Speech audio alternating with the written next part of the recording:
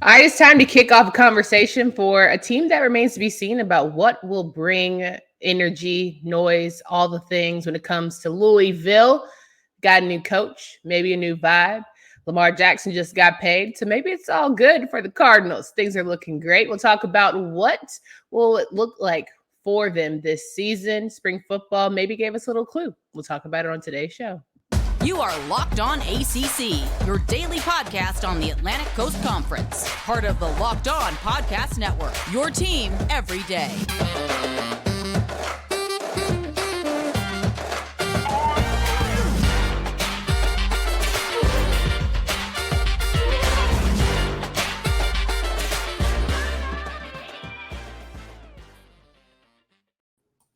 So it was a fighting Satterfield's is what we all talked about last season. We had moments where we felt like Satterfield's job may be in limbo. Eventually it became in limbo, whether he slid right out onto greener pastures, aka maybe, whatever. We'll talk about that later on through the show. But the Louisville Cardinals are with Jeff Brohm in a new era, and they're trying to bring back the Louisville of old, maybe even find themselves a $260 million quarterback when it's all said and done. Welcome to Locked On ACC. I'm your host, Candace Cooper, joined by Kenton Gibbs. Each and every day, you can find us wherever you listen to podcasts.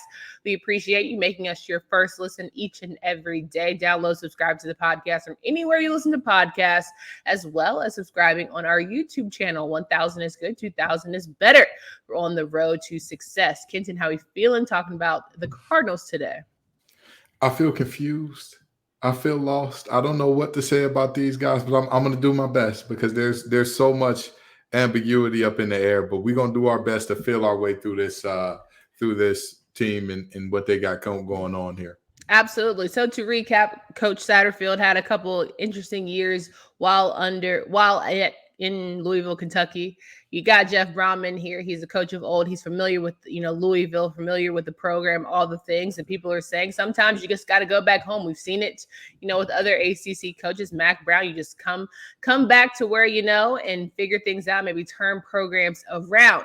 Will that be Brohm's case? Already out the gate, I'm saying it's going to be one of those growth years. And that's very possible. It's very possible that this ends up being a rebuilding year per se, a year that they look back at and they say, hey, this wasn't a great year, but this was a year that got us started towards. This year was a building block towards something much better. So we're going to see. We're going to see. Yeah, and I also think that it's just in terms of Malik Cunningham, everyone calling him the second Lamar Jackson, which can we just talk about Lamar Jackson's $260 million contract, 5-year extension with the Ravens? Shout out to the homie. Will Malik Cunningham eventually do that? Who knows? He'll get his name called one of these days. We have the NFL draft happening tonight. I'm excited about it and, all the things. Yeah, that's definitely a possibility. And obviously Lamar, that was a ongoing contract dispute that lasted forever and a day. So, it's good to see that finally come to an end and hopefully they can do some good things there in terms of ACC pros up there with the Ravens and what he's doing. Absolutely agree. All right, so Jack Plummer will be the QB1 so far, so good. Maybe in camp things could shift, but we have Cardinals getting their lead going. However, we'd be remiss if we didn't talk about the fact that, when it comes to ACC coverage, we have all the things putting us in place to have a very powerful, strong conference. Will Louisville be able to rise to the occasion this season, or will they be one of the hindrances of why we can't, talk our talk? This is tough. This is tough because you want to say, hey, they're going to struggle. They're going to have a terrible year, all that good stuff, because they're returning so little on offense. But then when you look at Jeff Brohm as a coach, that's where he makes his bread and butter. He is an offensive coach through and through. He is a guy who I wouldn't say revolutionizes passing games, but he gives them a shot in the arm. I think that's fair to say. He gives every passing game he gets his hands on a shot in the arm. And so you're looking at this team and saying, how bad could they be really? But then if you watch the spring game, the offense didn't score at all in the second half.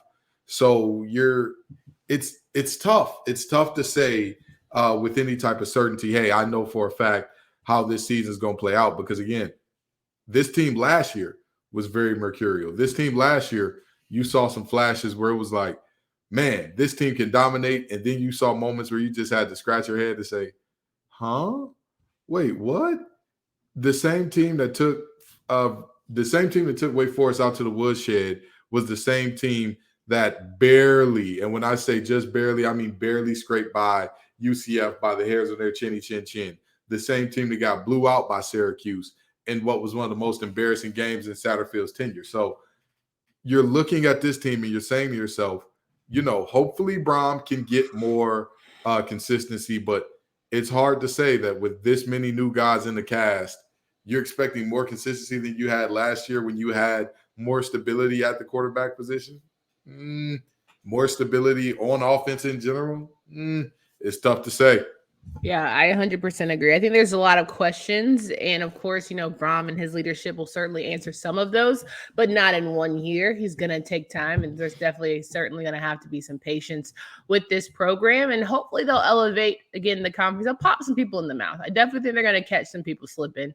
We talked about it with Miami. We talked about it with a couple teams here, with Duke, maybe, Wake Forest. They're just teams that, historically may not have been like the most undefeated teams all the time, but you're going to have to play them good. Everyone here in the conference knows that.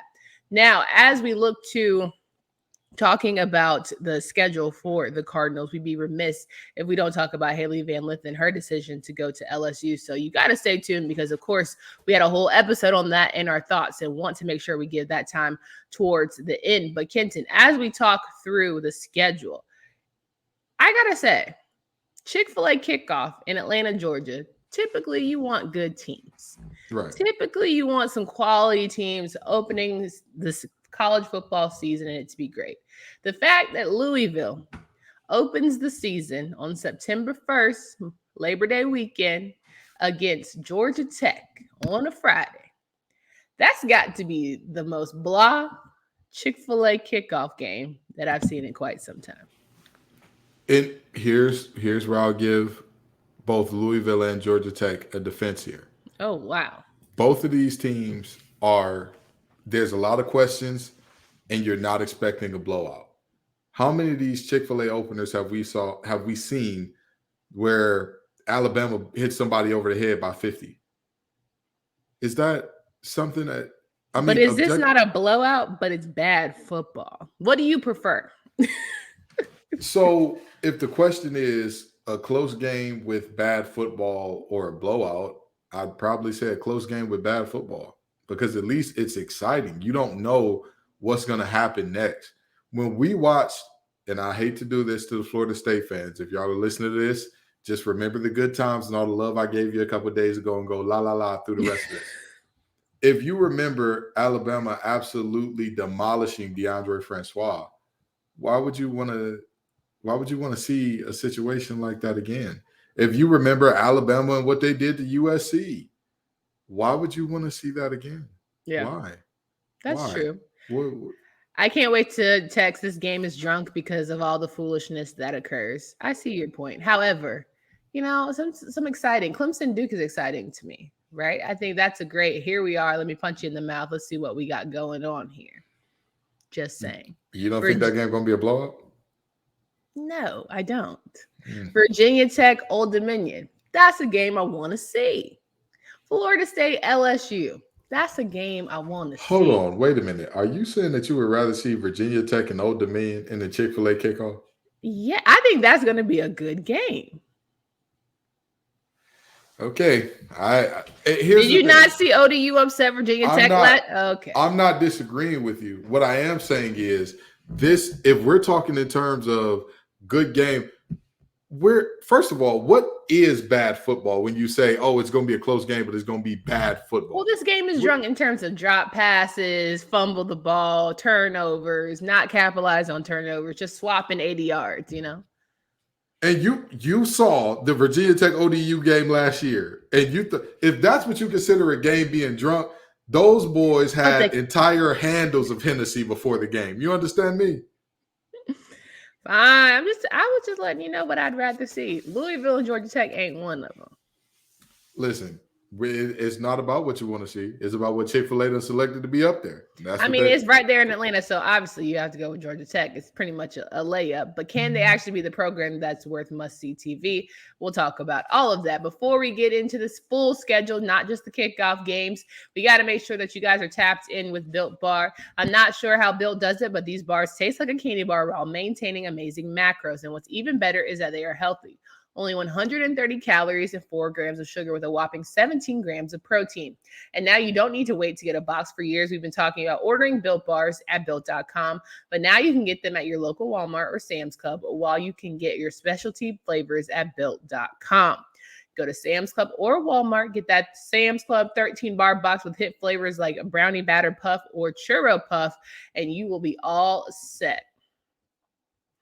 Kenton Gibbs and I here talking through Louisville's season. We're talking about a former Louisville guard towards the end of the show, so you don't want to miss our takes on that one as she decides to go to the Tigers. But as it stands, Louisville not only has the good kickoff game, according to Kenton, happening on September 1st, they then go and play September 7th against Murray State at home. I think so. The kickoff game against Georgia Tech, historically, Louisville has never beaten Georgia Tech, I don't believe, but they've only played, I want to say, twice ever. So with that being said, I think that the 2 blowouts that Georgia Tech handed them, it won't be another one. I think that Louisville pulls out a close one here. I think that both teams are walking in with a ton of question marks and feeling their way through this thing. I think Louisville's talent gives them a slight edge. They come out on top here slightly. And then on September 7th, they face off against Murray State. That shouldn't be a problem. That they shouldn't struggle with Murray State. If they struggle with Murray State, they're in for a very long season. Very long. September 16th, they face off against Indiana at Indiana, a Big Ten team that, has had up and down years, but certainly is a decent program. Yeah. I don't know. This is a game where I want to say Louisville is going to take it and Louisville has a shot, but Indiana wasn't very good last year after losing Penix. It feels like they'll have a bounce back year a little bit. I'll give Louisville a slight edge in this one as well. Interesting. Boston College is a home matchup for the Cardinals. I'm sitting here saying to myself, the Eagles just got to get through the season. They got to figure out where half is going next. But when it comes to Louisville, this is, to me, one of the first tests beyond the Georgia Tech game where you say to yourself, where do we stand in the conference? I think that Hafley is going to be up out of there by the end of the season, but I think that Hafley finds a way to win this one. I don't know why, but I think that if Louisville starts off this season at 4-0? Would they be at 3-0 or 4-0 here? They would be at 4-0. I think if they start off the season at 4-0, this is where they slip and falter and things start to kind of show like, hey, you're replacing a lot of talent and you don't have a ton of talent offensively. I think this is also a point, if they are 4-0, people might be a little too high on them and they don't actually sit there and say, well, look at who you played and a whole lot of season left. But, crazier things have happened. On September 29th, they'll face off against NC State on a Friday night light matchup. Yeah, Louisville has struggled in Raleigh as of late, and I think those struggles continue. I think NC State gets a win here. October 7th, face off against Notre Dame team. Notre Dame is running through the ACC like some Tomb Raiders, and they don't have the answer to stop Laura Croft on this team. So Notre Dame gets an easy win. Somebody's got to upset them because Commissioner Phillips can't call the AD like, hey, come join our conference, when he'd be like, why? There's no competition here for us. I mean, if anything, that's more of a reason for them to join, because it's like, hey, come get yourself a bunch of conference championships, get some easy ones, But Notre Dame ain't joining because of the money. They don't care about the competition. Of course. Competition ain't got nothing to do with nothing. It's about the greenbacks. Heaven forbid people actually just want to compete in a whole, sport thing. Who knew? October 14th, they will be at Pitt. Mm-hmm.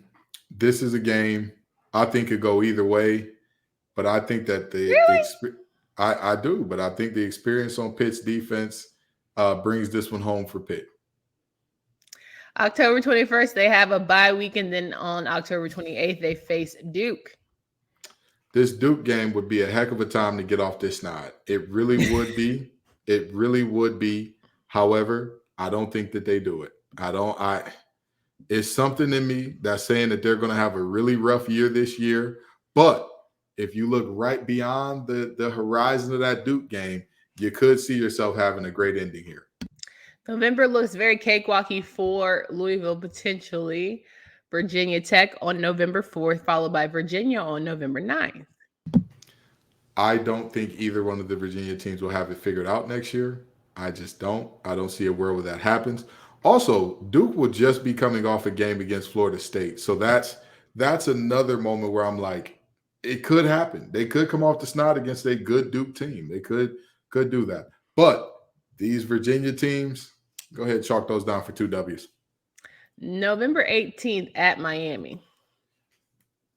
Miami is the biggest wild card in the conference of everybody because you want to believe like, oh, yeah, they're going to be good. They're going to have all these things going on. And then it's like, but will they? Are they? Can we believe in them? And Do you believe in Louisville more than you believe in Miami? They're both very – this is a game that if I was a bettor, I wouldn't touch with the next man's money because it's – yes, Miami is going to be the more talented team, but we've seen – if Miami does not have a good season, we've seen how that talent acts down the stretch. That's fair. We've seen it. So it's I don't know. And this game I believe that I have them at 5 wins right now. So I believe this game would be for bowl eligibility.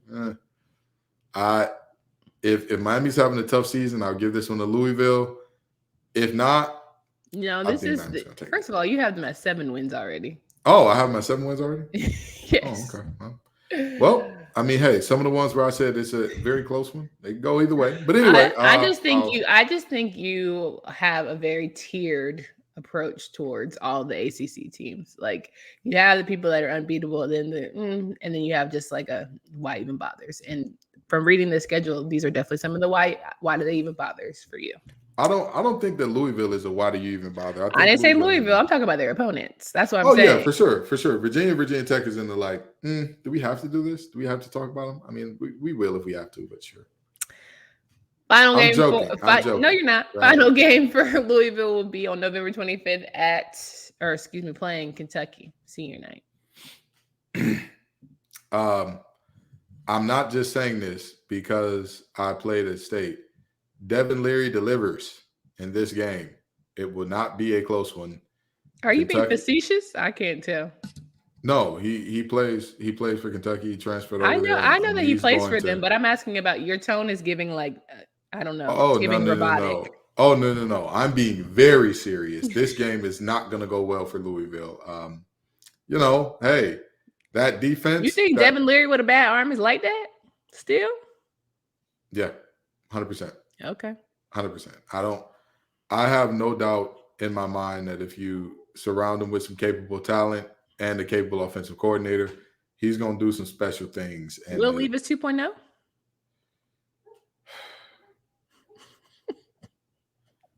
The reality is, I think that he's one of the more underrated quarterbacks in the country. And so with that being said, after a terrible fall from grace last year where you were the ACC preseason player of the year, only to get hurt in game 3 or 4, I think that there's a revenge tour brewing there, and very unfortunate for Louisville that their last game is going to see them on the wrong side of it. Interesting enough. So that's about 7 to 8 wins for them when it's all said and done, give or take. And again, this Louisville team is so up and down that you want to say like, yeah, I feel confident about that 7. I don't. Of all the ones that I've made where I'm like, hey, do you feel confident about saying that this team will do this? Mm-hmm. I truly don't, because we've seen it in the past with Louisville, and you ask yourself, will this change with Brohm? We talked about Lamar Jackson earlier. When Lamar was there, we saw a team that at times looked like, man, they're unbeatable, and then a team at times where you're like, okay, so wait, how did everybody except number 8 get Division I scholarships? What happened? That's fair. Who gave them out? So, it's not just the Satterfield problem. This team has been this way for quite some time thing. And so we'll see. We'll see. I'm not super confident that they get to 7-8, but I think it's possible. Let's definitely get some consistency from Louisville this season is what we can look forward to. Exactly. All right. Football, that's what it is. Louisville, look forward to having the season, talking about it more as we get through the off season. But we'd be silly if we did not discuss the fact that Hailey Van Lith, former Louisville standout, one who pretty much carried her program during her tenure, is going to LSU. We talked about it when Caleb Love and Hailey both entered the transfer portal and talked about, grass is greener and approach and all the things, and Hailey having a no contact order in terms of where she was going. So we pretty much thought that was written in the sand, that Kim Mulkey gave her that phone call because she definitely tried to recruit her while at Baylor. And here we are now at Louisville State University. Louisiana State University. She likes the things with the L's. And wearing number 11, not only will be Angel Reese and Flage. That's a pretty locked and loaded program. Yeah, for sure. And I told you so. Told everybody so. Told everybody this was coming. Who doubted you for you to feel like? Yeah. Oh, no. I'm just saying that this is just a moment where it's like, people like to call me Clueless Kenton and tell me every time I'm wrong about something. Every now and then, the old Clueless Kenton, even a blind squirrel is going to stumble across a nut every now and then. And looks like I got a pretty big acorn here. But seriously, this is a situation where, Jeff Wall has done a good job of bringing in an excellent portal class to come in and replace all of the production that would be lost from last year, including Hailey Van Lith. And I don't think you replace a Hailey Van Lith 1-for-1 in terms of the edge, the competitiveness, the fieriness, all that good stuff. But you get a committee that's going to do the job. You get multiple players that are like, hey, everybody's going to get a year older, a year better, all that good stuff. But we're also going to infuse some talent in from the outside. He did a good job of it, and you wish Hailey the best wherever she goes. But I think Louisville will be all right. Do we think that there's a lot of spice down at LSU that will be beneficial? Like, Hailey was Louisville. Louisville was Hailey. I put 1 and 1 together, talking about leading the team, put the team on your back type of time. Is it going to be okay for her to not only not be Batman, but maybe not be Robin? Maybe she's going to have to be the butler. But they all make it work. With all due respect to Alfred Pennyworth, because we all love Alfred, right? Alfred was cool. He was okay. One of the best auxiliary characters there is. Hailey Van Lith is no less than a Robin. No less. Don't get me wrong. Angel Reese, for all the people talked about and said, oh, she isn't Caitlin Clark and da-da-da. The young woman has the NCAA record for most consecutive double-doubles. So, do with that information what you will. But with that being said, you need a player to complement your Batman. That's always going to be the case. You always need. But is that not Flage? What position does Flage play? She's a guard. What does she do best? She's a ball handler. Is she a good shooter? She has moments. Okay. All right. So Hailey is going to be a shooting guard. Hailey is going to do a much better job of being a player that you can rely on in terms of spacing the floor and giving Angel Reese the space that she needs to operate underneath. Who's going to be the floor manager? I would expect that Hailey would take over some of those duties as well, but they also had the number 1 recruiting class in the nation coming in with one of the top point guards, maybe 2. I could be wrong there. I know for a fact they have the top recruiting class in the country with a top point guard coming in. So, they'll have players. They'll have players who can distribute the rock and all that. But I wouldn't bother them. I would be redshirting. I wouldn't waste one of my years, especially if Hailey committed. But if you look at, so at the end of the day, when you look at this team, you're looking at what? Yeah, basketball in general, you're gonna have 5 players on the court. Mm-hmm. Is it a wasted year if you get to serve up dimes on the platter to Angel and to Hailey for the majority of the time, and at times you get to completely play? If you're a catch and shoot guard, a point guard that has a catch and shoot ability, to say, Hailey, go ahead and cook. Hey, Angel, go ahead and cook. I'll be here in the corner. When they send that double, kick it out to me. I'm gonna knock it down for you. I wouldn't consider that a wasted year. A true freshman, though? Yeah, the true freshman. I mean, we're seeing it more and more. These players are coming in more and more ready to show what they have and to not just come in and be on the roster, but be impactful right away. And so if you're a top player in the country, then that's kind of what you got to do. You don't get the number one recruiting class by getting the 81st point guard in the country. They have some absolute studs coming in. And so we'll see. Sure, you have incoming people, but then you have this new world of free agency damn near where people who are already have the experience from a collegiate level come into your program, and now they're expecting a spot that you promised to a recruit or a commit, I should say. Yeah, but at the end of the day, this is the balance that is college basketball. Every team is going to run into this problem of, okay, you're bringing in a recruiting class and you've got folks coming in via the portal. Well, how do you balance that? Who plays most? Who gets the most? All that good stuff. It's a good problem to have, and we'll see how things work out next year for Hailey in the game. Yeah, of course. I think that it's going to be very unique, but maybe a good problem for women's basketball that we're even having these conversations, right? They're even talking about girls going to different programs and creating super teams. When there was a point in time where the only super team you talked about was UConn's or Tennessee's. So I think there's a very big change. But, Hailey leaving the conference is certainly something that hurts at the end of the day because her great play certainly elevates the entire landscape of it. But I wish her nothing but the best. Absolutely. I 100% agree. I'm not a person who believes it's good for the conference for any one team to be good. It's good for the conference when everybody's good. There is no one team in particular I say, oh, man, when NC State women's basketball is playing, the ACC is better. No. When any team is good, it's good for the conference. How do you get good? We all know, not your X's and your O's. It's your Larry's and your Joes. You got to think of a better reference than that because Larry's and Joes usually don't sit on women's basketball programs. Sure. It's your, I don't know. Come on, Lakeisha and Jamel. There you go. Well, sure. It's your Lakeishas and Jamels. It's your Haileys and your Angels. That's who makes these programs go. That's who, when you look at these teams and say, well, why is the ACC so good? Look at the players. Yeah. Top to bottom, every team has a player or two that you're like, oh, man, they could go off for 30 on any night, or they have a player that can do something spectacular on any night. Truthfully, she heard Elizabeth Kitley coming back, and she was like, all right, enough. That's probably what it was. I mean, I get it. I get it. Kitley and the gang are there. Coach Brooks been coaching his butt off, so I get it. Listen, don't play with Kenny now. Don't play with Kenny. Put some respect on his name. Okay.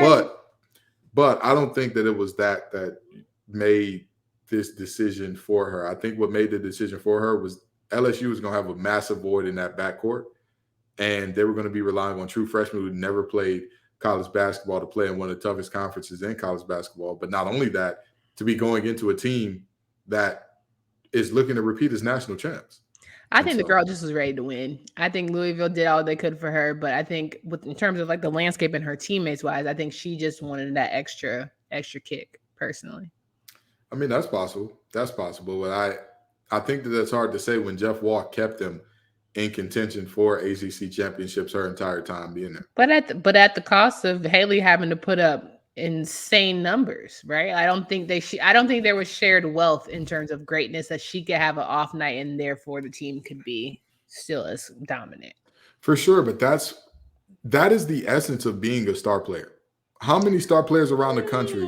How many star players around the country can you say, hey, you can afford to play like Pooh done whatever, and everybody is still going to be okay. Y'all are still going to get a win. How many? I mean, just South Carolina that comes top of mind, but yeah, I get what you're saying. If Angel Reese played poorly for long stretches last year, do you think that team went, again, double-double machine? Not one time did she walk off that court, and there was not a double-double to be had there. So I get all the it. Stat stuff is fictitious to me, and I think that their schedule was fluffy, but that's another story for another day. But either way you cut it, either way you slice it, this is still a team. This is still a situation where if you are the star, you have to live in being the star. If you the star, sure. I remember there was a clip on TikTok of a young man playing NBA 2K, right? It's a video game. This ain't real life. and he tells his teammate, pass me the ball. Y'all going to live by me. Y'all going to die by me. It's the last possession. They're down 2 points. And he's saying, y'all going to live by me or y'all going to die by me. All right, Jimmy Butler. Jimmy Butler is a perfect example. That's what the essence of the game is if you're a superstar. That team is going to live by you or they're going to die by you. And to me, saying that, well, I need more help because I don't believe that these can get it done. If you're not doing great things to the point where it's like, so she shouldn't have left? I'm not saying that she should have seen it through. I'm not saying that. I'm all for players doing what's best for them. I'm all for players doing what's best for them. Yeah, it sounds And nice. I'll tell you this. If it turns out that this is best for her, more power to her. However, I'm also not afraid to say some of these players need to seek some better counsel in terms of what their goals are and what they want. If her goal is to win the national championship, she has a much better shot at that at LSU than she does at Louisville. I personally think she should have gone to Miami, kept the NIL deal, even though she could still keep it with Adidas going and just have that free shift. And of course, their program definitely has, some gaps when it comes to guard play. But it's just me. That's the holistic approach. It's the world I live in. I mean, hey, you're not wrong. And again, when I look at a lot of these losses for Louisville last year, or when I think about the games I saw them play that, didn't turn out in a favorable situation for them last year, I'm not saying that Hailey Van Lith didn't show up, but what I will say is it's kind of disrespectful for their teammates to say it's on y'all for not showing up because Hailey showed up and showed out, because in some of these games, she objectively didn't. And that's just the reality. And yes, she got extra defensive pressure that may have been alleviated by having, quote unquote, more help around her. But if you're the star, you're going to be option 1A. You're going to be the player that when they look at their scouting report, you're going to be the player that's at the top of it saying, this player likes to do this. This is where they like to go. This is where they like to get their shot off at. So, that's just my thought there. Okay. We'd love to end it with a good thought starter teaser. Y'all tell us what y'all feel about Hailey Van Lith's decision to go to LSU. You talk to us about Coach Brohm and what you think the Louisville Cardinals will do this season. Who are you having your eyes on, specific players that we should watch throughout the fall? And follow us here at Candace D. Cooper, at TGIF_Kenton, at Locked On ACC. Subscribe to that YouTube channel. Until next time.